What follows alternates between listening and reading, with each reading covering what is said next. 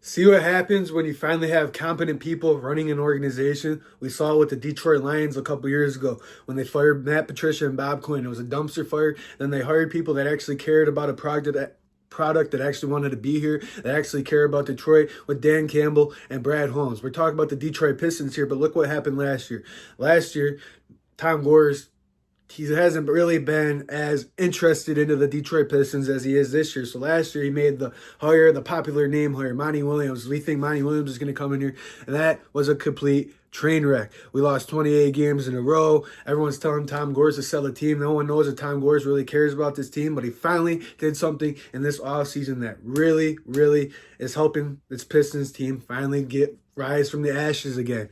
He hired people that cared about the Detroit Pistons, that want the Detroit Pistons to do good, that actually want to be here and coach this Detroit Pistons team.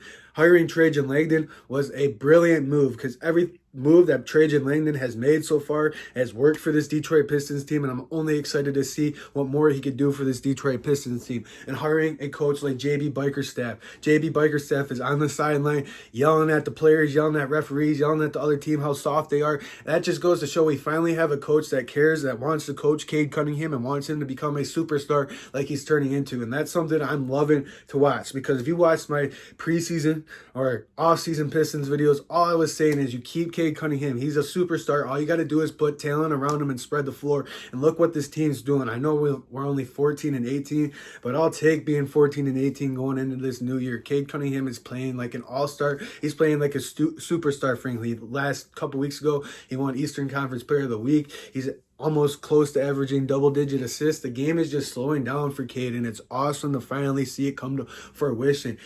I saw it when he was a rookie, when I went to his games. I've had this jersey since he was a rookie.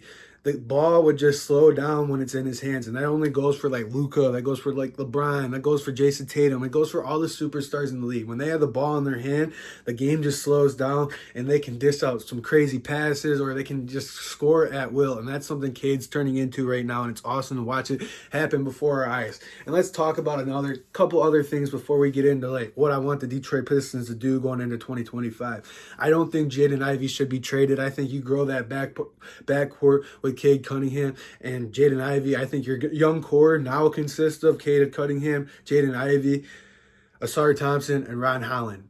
Jalen Duren, I was putting him in there, but I really wouldn't mind trading him if we got some good haul in return. Nothing against Jalen Duren, but I want more of an offensive threat. Now let's get into my 2025 wish list for this Detroit Pistons team. First of all, I would like for them to finish in a play-in spot or finish in the top 6, which they're fully capable of. They're like 5 games back, 4 or 5 games back right now going into the new year from that 6th spot, but they're at the 10th spot right now. They're competing with Chicago, Brooklyn, Philadelphia, and Indiana right there for those play-in spots. So you just got to keep level with those teams. And this 3-1 road trip, I was just hoping to win 1 or 2 of those games on that road trip, but I was setting the bar low because that's where the Pistons have been, unfortunately, for the last decade or so, whatever you want to call it. But to go 3-1 on that road trip, to win 14 games, to match as many wins as you did all of last year before the new year this year, that is so huge for this team, and this team is just growing in front of our eyes. So, like I said, my New Year's resolution, one of the New Year's resolutions for this Detroit Pistons team is to finish in the top 10, to finish it in a play-in tournament. Another New Year's resolution for this Detroit Pistons team, re-sign Malik Beasley to a 3-year league minimum. Not 3-year league minimum, but a veteran deal. You don't have to give him a max extension, but he is so key off the bench, and it's not even the points he's scoring. It's the veteran leadership that he's helping Cade grow. He's helping Jaden Ivey grow, and just having that veteran leadership. Another, what do you want to call it, New Year's resolution is I wish we could figure out a way to get rid of Tobias Harris and get a true scoring floor. I know Tobias Harris can score a little bit, but he's super inconsistent. If we can get like a Cat, Karl Anthony Towns, I know he just went to New York. I'm just saying a player like Cat or a Zion Williamson, if he could stay healthy, or somebody to come in that could be a true scoring number 4. This Detroit Pistons team that could space out the floor. Watch how much better Cade Cunningham would become. That's one thing I really wish this Detroit Pistons would go out. It's not going to happen at this trade deadline, but in the offseason, I really think this Detroit Pistons team is going to be poised to make a move for a big a scoring big man. I think that would be huge for this Detroit Pistons team because, frankly, I think that's what they're missing right now.